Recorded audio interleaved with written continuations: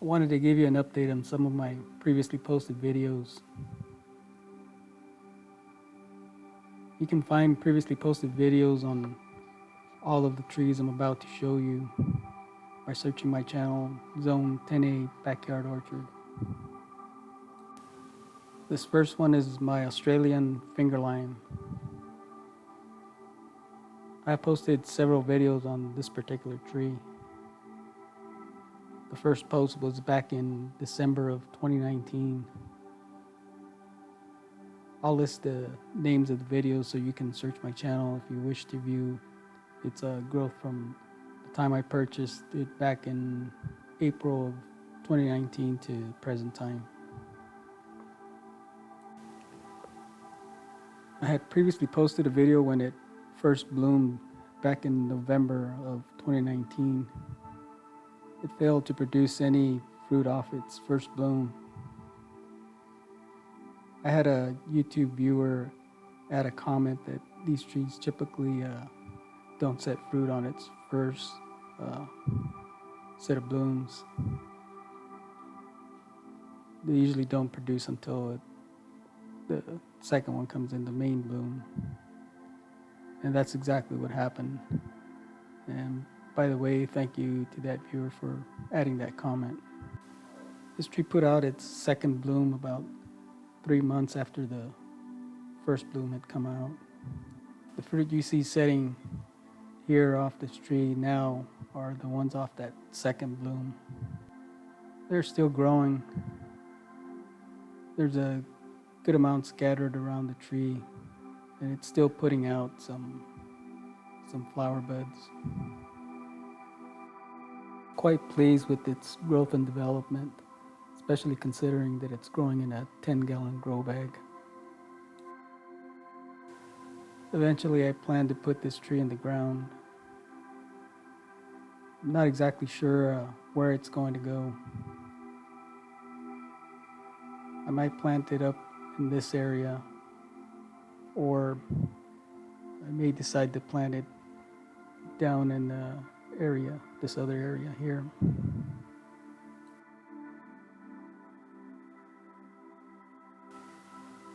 If I plant it up in this area, it will likely be grown as an espalier tree. I'm thinking about planting a row of trees along this section and growing them espaliered along this whole section. If I plant it down here along this section, I'll be planting it along with a few other trees here in a row spaced at about 24 inches apart. Anyway, I don't plan on transplanting this tree until I harvest the fruit off of it.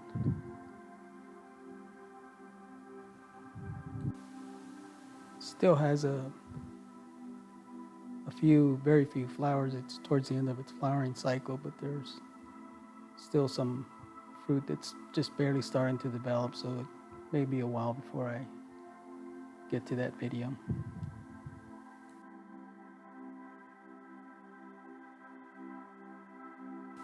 This next tree here is my strawberry tree. I previously posted a video on this one after it had its first bloom. I thought it was going to set fruit, but it wound up losing all flowers without setting any fruit. This tree is estimated to be nearly 3 years old. It started to bloom again last month in May. It has put on a lot of flowers, but I don't see any fruit setting so far. There are still several buds and flowers on the tree, so maybe we'll produce some off of these that have yet to bloom. I'm not sure if the tree is just too young to hold on to any fruit, or it might be the size of the container. These trees are listed as fast growing, so this 5-gallon grow bag may be restricting the root system to a point where it doesn't have enough energy to set fruit. And this is another tree that I intend to put in the ground. This one will likely be planted at or near the area you see it in here. I had considered planting it up here in this area, but think that this section would be best. These trees like full sun, and there's a little more sun in this area. I've had this tree in this section for a while now, and it seems to like it here. It's put on a good amount of growth while it was in this section here, so I believe this is where I'll be planting it. Next up are my pink Barbie Guavas. I just wanted to give you a quick peek on these. They're doing extremely well. And as you can see, they put on a lot of flower buds, several of which are in bloom.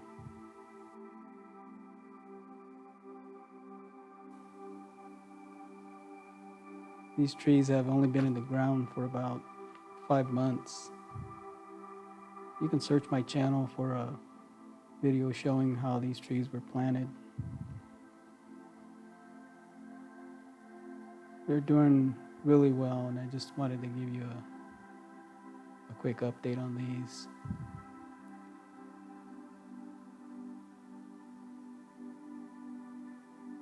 Over here you can see here's one of the first fruit that is setting. Shouldn't be too long before several others start to set. So I'll post a follow-up video as soon as they mature.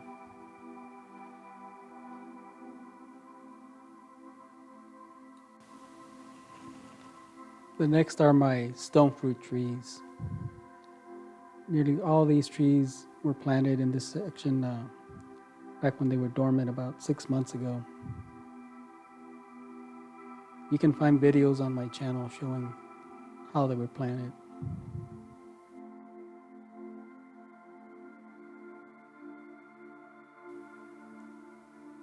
Here you can see what I was talking about, the high density planting.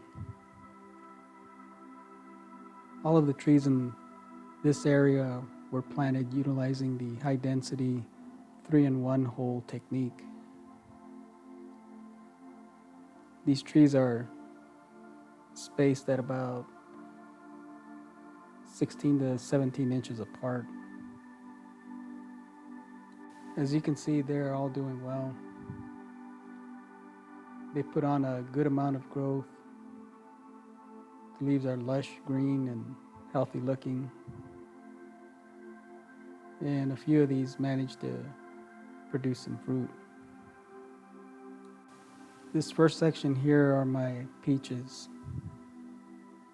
The trees in this section get the least amount of direct sun. They get a little bit less than the other two sections, but they still manage to get about 8 hours of sun. In this group, only a few produced fruit.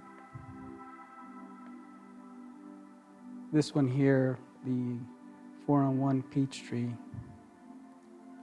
it's the only one, only the desert gold peach and the Eva's Pride set any fruit.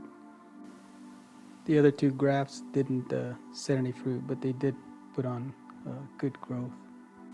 The first to start setting was the desert gold peach, and then a few weeks later the Eva's Pride followed. The next tree to start setting fruit was the Babcock white peach tree.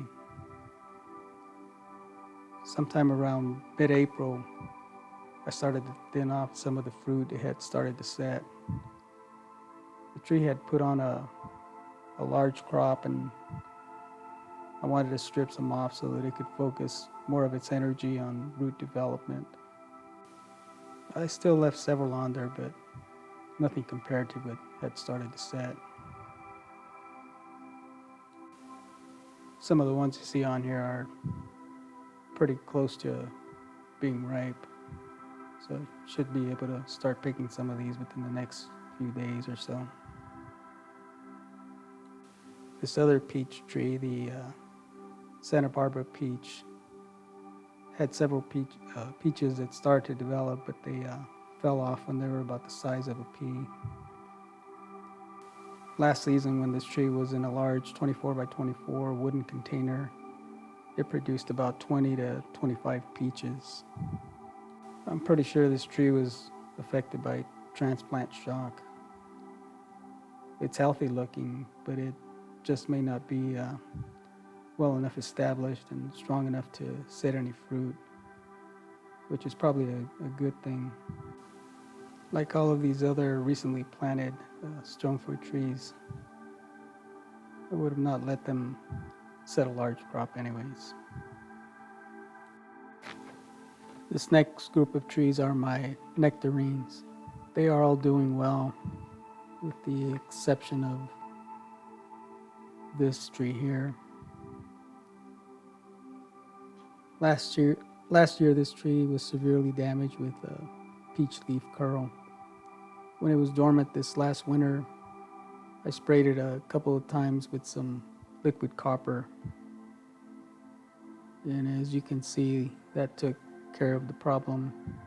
Prior to being planted here in this section, it was growing in a container, and in 2018 it put out its first bloom, but it wound up losing all the flowers and didn't set any fruit. The following season in 2019 it produced a really small crop. It only produced about 4 nectarines. This season it only managed to hold on to this one fruit here, but as you can see, it's not healthy looking at all. The lack of production could be due to the fact that it's been recently transplanted, but more than likely it's that this tree requires 500 or fewer chill hours. I only get somewhere around 200 plus or minus 50 chill hours in my area, so I may need to replace this tree if it doesn't do well this next season.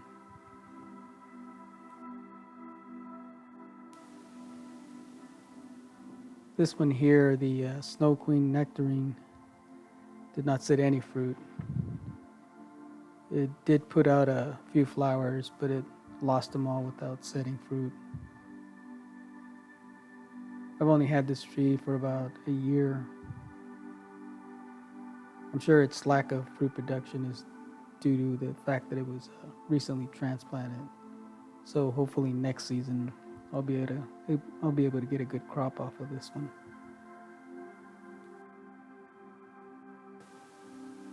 And this last one in this section here is the Spice Z Nectaplum.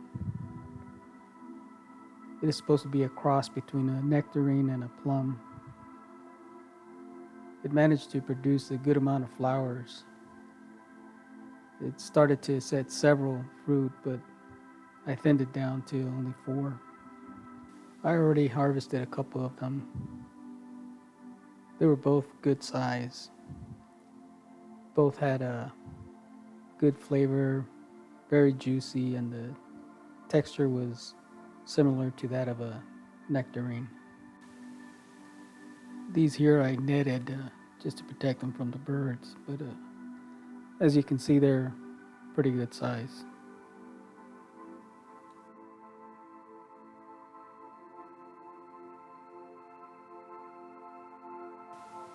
And this last group here are my apricot trees. This one here on the left produced a good amount of flowers, but I only allowed about 4 to reach maturity. I harvested them towards the end of May. They were about average size with good flavor.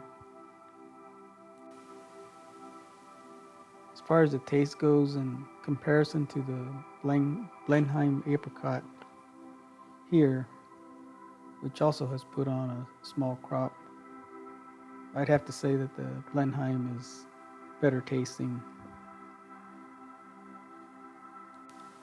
I just recently started to pick a few off this tree. They're a bit on the small side, but the flavor is excellent. The Blenheim has to be the best tasting apricot I've ever had. The rest of these here are still a little ways off from being ripe, but they're pretty close. Should be ready within the next few days or so. This last tree here is the Cot-n-candy Aprium. It didn't produce any flowers this season, but it has put on a good amount of growth. This is a cross between a apricot and a plum. The flavor is said to be extremely sweet. I'm hoping to be able to try one next season.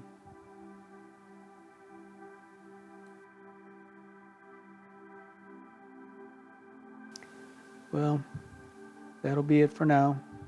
I hope you enjoyed watching. If so, please give this video a thumbs up and consider subscribing to my channel. I'll be posting videos on a regular basis, so click on the subscribe button and follow along. As always, stay safe, grow your own, and thank you for watching.